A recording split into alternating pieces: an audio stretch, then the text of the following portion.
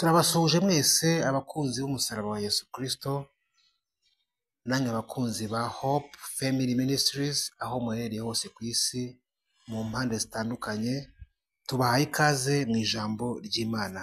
Uyu munsi turakomeza twiga ijambo ry'Imana, tugeze ku nzitizi ya gatatu muri eshanu, ariyo kutihangana. Reka dusome ijambo ry'Imana mu Baheburayo ibice 10 umurongo wa 36. Haravuze ngo kuko mukwiriye kwihangana kugira ngo nimara gukora ibyo Imana ishaka muzahabwe ibyasezeranijwe. Kuko mukwiriye kwihangana kugira ngo nimumara gukora ibyo Imana ishaka muzahabwe ibyasezeranijwe. Reka dusenge. Mana, mu izina rya Yesu, uri Imana ishobora byose, turagushimye, turaguhimbaje, tugushimiye kujya neza kwawe kwiza, tugushimiye umwanya duhaye ijambo ryawe. Fasha imitima yose igiye kumvira ijambo kandi uyihe kugira ngo ijambo ryawe rigire ububasha muri yo. Urakoze kuko ushobora byose, ni mu izina rya Yesu Kristo umwami wacu, amen.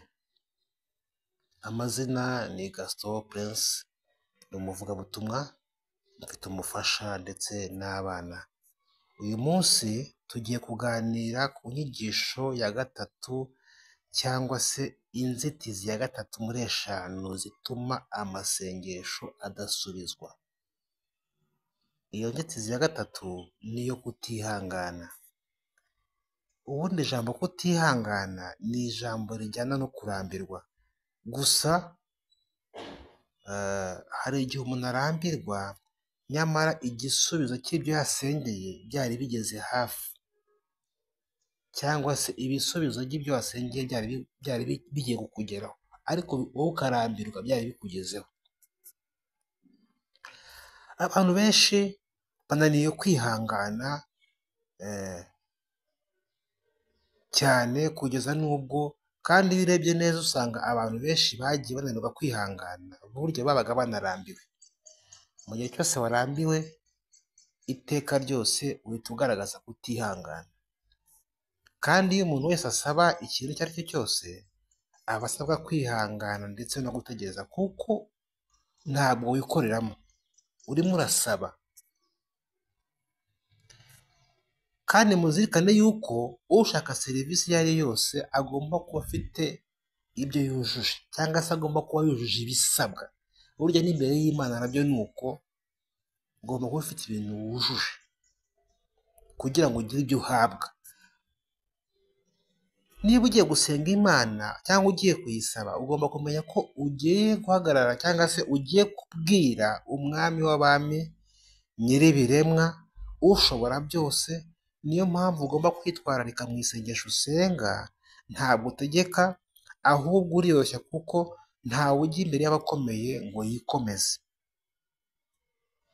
Ntawe ujya imbere y'abakomeye ngo yikomeze, bisaba kwiyoroshya. Dore icyo Bibiliya ibivugaho. Abefeso ibice 4 umurongo wa 2 haravuga ngo, cyangwa se haravuze ngo, mwicisha bugufi rwose, mufite ubugwaneza bwose no kwihangana, mwihanganirana mu rukundo. Mugomba kwicisha bugufi rwose, mukagira ubugwaneza bwose, mukihangana ndetse mukihanganira no mu rukundo. Reka turebe ingero zo muri Bibiliya z'abantu barambiwe kandi byari bisohoye. Dufate urugero rwa Aburahamu na Sara, maze muri ikimenyetso cyo kurambirwa. Sara yabeshyeye Imana, kandi kuri we nuko yari yarambiwe ibisubizo by'ibyo yarategereje, cyangwa se ko yategereje umwana yagomba kuzabyara, byatumye abeshyera Imana bitewe n'uko yarambiwe. Avuga n'ibyo atakabaye avuga bitewe n'uko yari yarambiwe. Itangiriro 16:2 haravuze ngo, Sarayi abwira Aburahamu ati, dore Uwiteka yanyimye urubyaro, ndakwinginze gira umuja wanjye inshoreke, ahari nazabonera urubyaro kuri we. Aburahamu yumvira Sara. Mu mateka ni ubwa mbere numvise umugore w'isezerano yoshya umugabo we ngo akeneye mukeba. Sara yoheje Aburahamu aramubwira ngo shaka Hagayi nguyu hafi yawe mushake, ndemera b'inshoreke yawe ndabyihangane, kubera ko yararambiwe. Aburahamu abonye ko Sara yamurembeje amumereye nabi arabikora. Kugeza n'uyu munsi biracyagira ingaruka mu batuye iyi si, kubera ko Aburahamu yakoze amakosa agashaka inshoreke. Ngizi ingaruka mbi z'icyaha. Reka tuvuge mu kwihangana. Bibiliya itwereka umugabo witwa Simiyoni, tubona muri Luka. Uyu Simiyoni Bibiliya ivuga ngo yari umukiranutsi ngo witonda, kandi ngo yari umukiranutsi ngo witonda kugeza n'ubwo Imana imuhamiriza. Uyu musaza nubwo yari ashaje, ariko Bibiliya itwereka ko uyu musaza yihanganye. Dusome ijambo ry'Imana muri Luka ibice 2:26 kugera 28. Haravuze ngo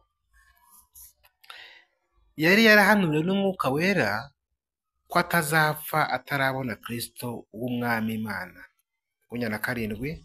Ajyanwa n'Umwuka mu rusengero, maze ababyeyi be bajyanye umwana Yesu ngo bamugenze nk'uko umuhango w'amategeko wari uri.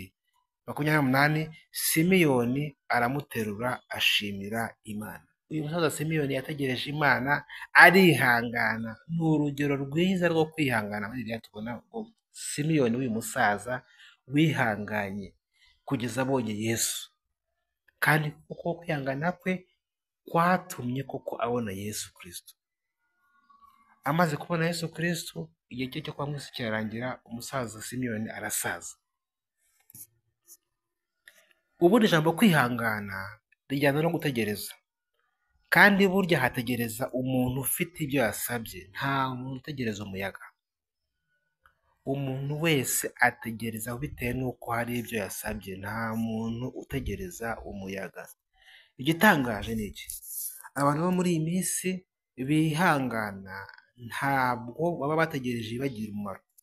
Urugero, usanga bamwe bajya kugura ibisindisha, abandi bagakora imirongo, ndetse bagategereza bakajya kugura ibitagira umumaro, bakajya mu busambanyi n'ibindi byaha byose mubona, bagakora imirongo kandi bikabavuna, ukabona ko babyihanganiye kandi bibagiraho ingaruka z'igihe kirekire.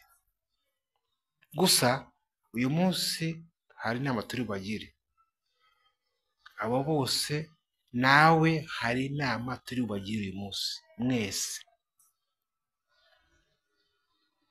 Wowe wagizwe ingaruka cyangwa wagizwe n'ingaruka z'ibyaha wakoze, uyu munsi turakugira inama cyangwa turagusaba ngo uhindure, kubera ko hari amahirwe ugifite. Bantu muri gusenga, banyamasengesho, mugire Imana icyizere. Ntabwo itenguha, ntabwo ibeshya, ibyo yavuze byose irabikora. Gusa wowe uyisenga uyisaba, irinde inkomyi z'amasengesho. Imana ntabwo ihinduka, uko yari iri ejo n'uyu munsi niko iri, kandi niko izahora iteka ryose. Mwakire ijambo ry'Imana, ni mu izina rya Yesu Kristo Umwami wacu. Amen.